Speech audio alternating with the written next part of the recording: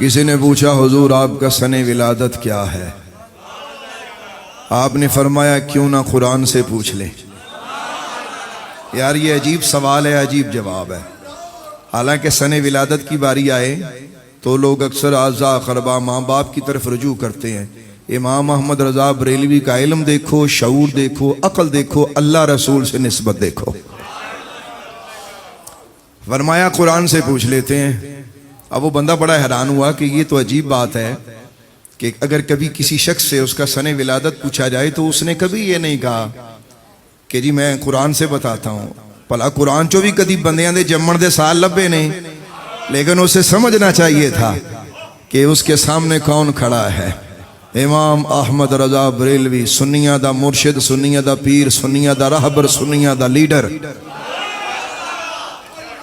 اور ایسا رہبر و لیڈر ہے جیسا زوال نہیں۔ اس نے کہا حضور یہ بتائیے کہ آپ کا سن ولادت کیا ہے؟ آپ نے فرمایا قرآن سے پوچھ لیتے ہیں۔ اب وہ حیرانگی سے آپ کو دیکھتا رہا۔ آپ نے قرآن منگوایا، قرآن کھولا اور آپ نے یہ آیت پڑھی، اولئک کتب فی قلوبہم الایمان وایدہم بروح منہ۔ اس نے کہا حضور اس میں تو مجھے آپ کا سن ولادت نظر نہیں آ رہا۔ فرمایا تھوڑا سا صبر کرو، ابھی نظر آتا ہے۔ آپ نے فرمایا اس کا ترجمہ سنو۔ اس کا ترجمہ یہ ہے، یہی ہیں وہ لوگ جن کے دلوں میں اللہ نے ایمان لکھ دیا ہے، نقش کر دیا ہے، اور ان کی مدد اللہ جبریل کے ذریعے کرتا ہے۔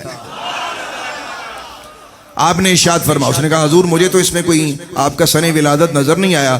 فرمایا اگر علم العادات جانتے تو یہ جواب میرا سن کر آپ کو خوشی ہوتی، اگر آپ علم العادات جانتے تو آپ سمجھ جاتے میں کیا کہہ رہا ہوں۔ فرمایا علم العادات کے ذریعے اگر اس اتنی آیت کریمہ کے اتنے حصے کے اعداد نکالے جائیں تو 1272 بنتے ہیں، اور الحمدللہ 1272 ہجری امام محمد رضا کا سن ولادت ہے۔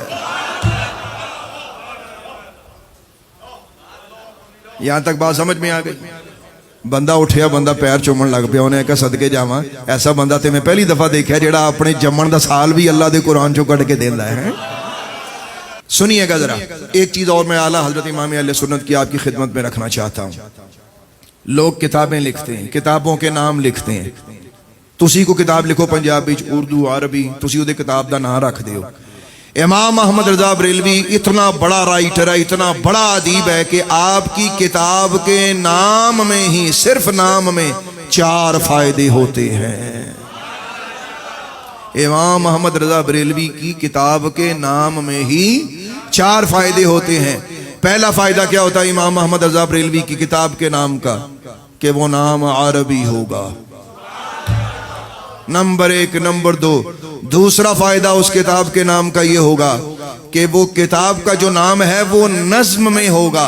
مثال کے طور پہ جیسے حضرت امام محمد بریلوی کی کتاب کا نام ہے الدولۃ المکیہ بالمادۃ الغیبیہ۔ انداز دیکھیے میرے امام کا۔ اچھا امام محمد بریلوی کی ایک اور کتاب کا نام ہے حسام الحرمین علی منحر الکفر والمین۔ اچھا ایک کتاب کا اور نام بتاتا ہوں، العطایا النبویہ فی فتاوی الرضویہ۔ اب غور کیجئے گا، ان میں ایک نظم ہے، اب ذرا غور کیجئے گا۔ جیسے العطایا النبویہ فی فتاوی الرضویہ، ایسے لگتا ہے جیسے باقاعدہ نظم لکھی ہے۔ اچھا الدولۃ المکیہ بالمادۃ الغیبیہ، کیا انداز ہے یار، پھر کیا لکھتے ہیں؟ یہ پڑھنے کا بھی الحمدللہ غلامانہ انداز ہے نا۔ کتنے فائدے ہوتے ہیں؟ پہلا فائدہ کیا ہوگا کہ وہ عربی، نمبر 1۔ نمبر 2، دوسرا کہ نظم، اور تیسرا فائدہ یہ ہوگا کہ وہ کتاب بتائے گی کہ وہ کس علم میں لکھی گئی ہے، یعنی کتاب کا نام بتائے گا کہ اسے کس علم میں لکھا گیا ہے۔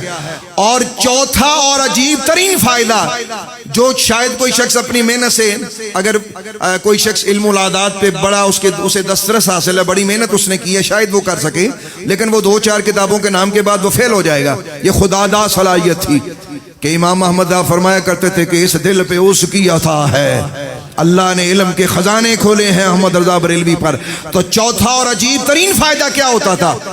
جس سن میں آپ کتاب لکھتے تھے نا، جس سن میں آپ بولے ذرا میں کیا کہہ رہا ہوں، جس سن میں آپ اس کتاب کا جو نام رکھا ہوتا تھا اگر اسے آپ علم العداد کے حساب سے نکال کر اس کو جمع کریں تو وہ سال نکل آتا تھا جس سال میں وہ کتاب لکھی گئی ہے یار.